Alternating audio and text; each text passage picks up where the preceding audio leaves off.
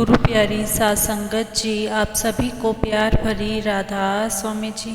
गुरु प्यारी साध संगत जी, बाबा जी कहते हैं सेवा कहीं भी की जा सकती है। किसी गरीब की मदद करके या किसी बीमार की मदद करके सेवा तो सेवा ही है, चाहे हम जैसे भी करें। आज हम सेवा पर आपको एक साखी सुनाने जा रहे हैं। कृपया ध्यान से पूरा सुने जी और चैनल को सब्सक्राइब करना ना भूले जी। एक बार एक डॉक्टर और उनकी पत्नी दोनों कहीं पर घूमने जा रहे थे। उन्हें राखी पर 3 दिन का अवकाश मिला था।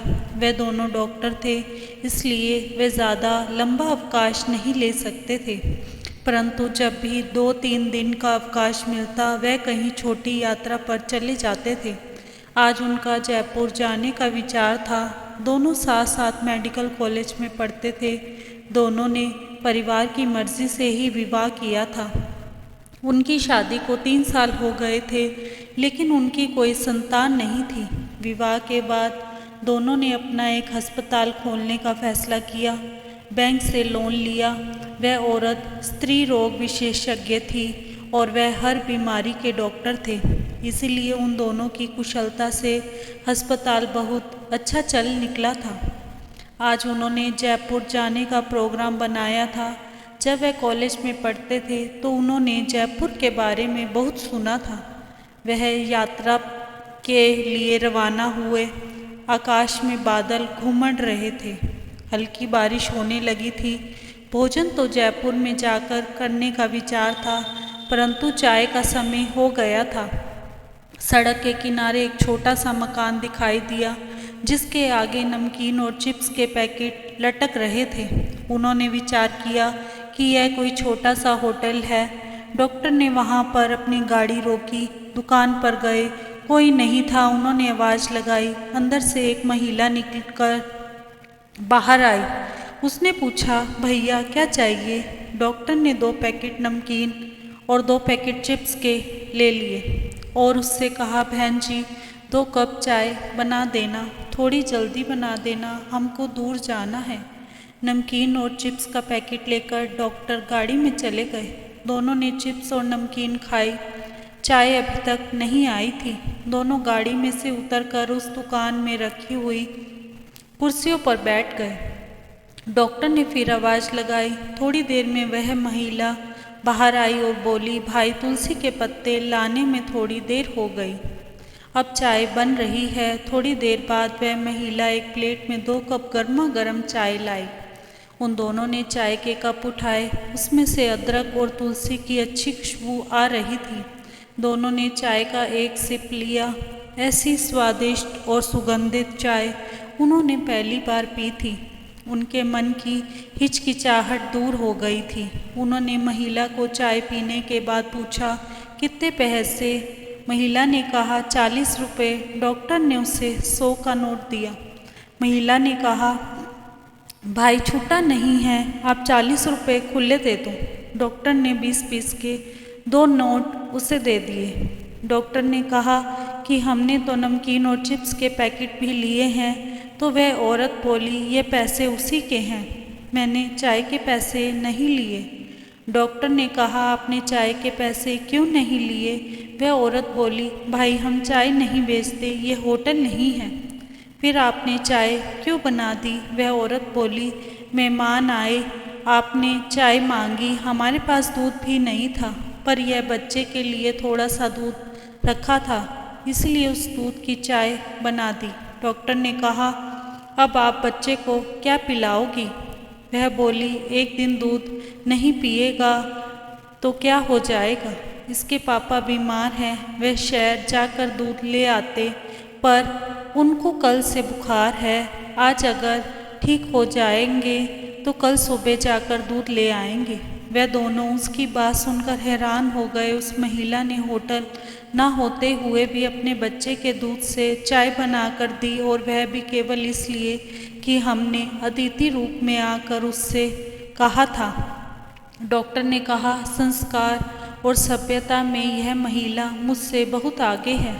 उन्होंने उस औरत से कहा कि हम दोनों डॉक्टर हैं, आपके पति कहाँ हैं? महिला उनको अंदर ले गई। अंदर बाबा जी की छोटी सी फोटो लगी हुई थी। एक खटिया पर सज्जन सोए हुए थे। वह बहुत दुबले पतले थे। डॉक्टर ने जाकर उनका मस्तक और हाथ देखे, गर्म हो रहे थे और वह काँप रहे थे। डॉक्टर गाड़ी में से दवाई का बैग लेकर आए। उनको 2-3 टैबलेट निकाल कर दवाई खिलाई। फिर कहा कि इन गोलियों से इनका रोग ठीक नहीं होगा। मैं शहर से जाकर इनके लिए इंजेक्शन और ड्रिप लेकर आता हूँ। अपनी पत्नी को उन्होंने मरीज के पास बैठने को कहा। डॉक्टर गाड़ी लेकर गए।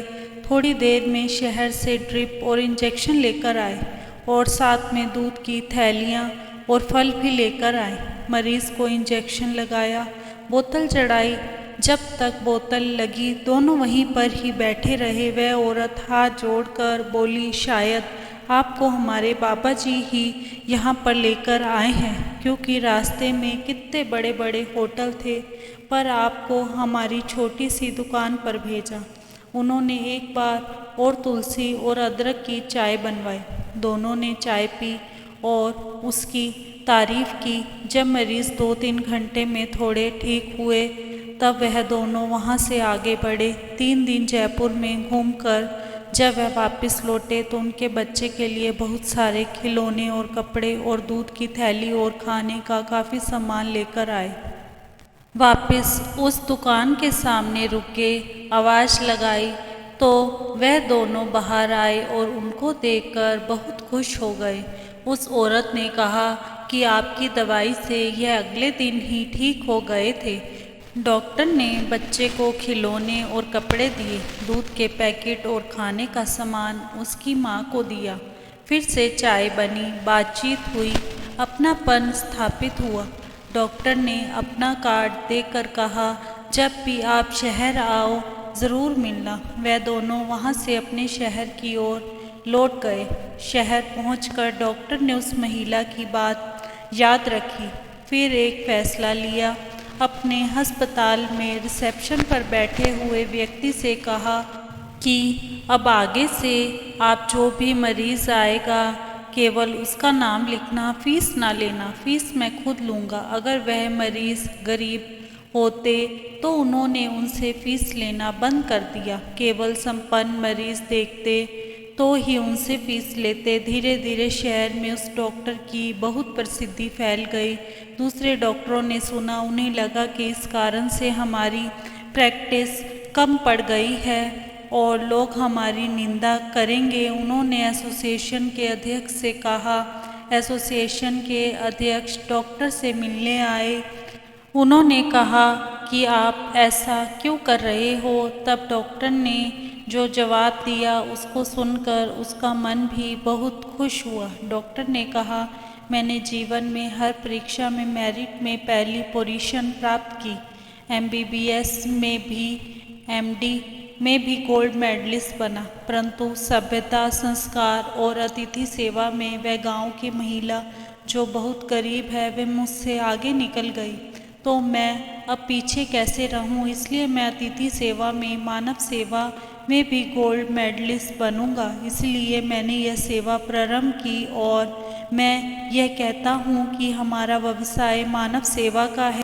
सारे चिकित्सकों से भी मेरी अपील है कि वह सेवा भावना से काम करे, गरीबों की निःशुल्क सेवा करे, उपचार करे। यह व्यवसाय धन कमाने का नहीं, परमात्मा ने मानव सेवा का अवसर प्रदान किया है तो उसे पूरा निभाएं। एसोसिएशन के अध्यक्ष ने डॉक्टर को प्रणाम किया और धन्यवाद देकर उन्होंने कहा कि मैं भी आगे से ऐसी ही भावना रख के मरीज़ों की सेवा करूंगा। यह सब करवाने वाले तो बाबा जी ही थे। इसीलिए बाबा जी का शुक्र करते हुए इजाज़त चाहते हैं। मिलते हैं अगली साखी में। तब तक के लिए राधा स्वामी जी। अगर आपको साखी अच्छी लगी हो तो कमेंट बॉक्स में राधा स्वामी अवश्य लिखें जी और चैनल को सब्सक्राइब करना ना भूलें जी। राधा स्वामी जी।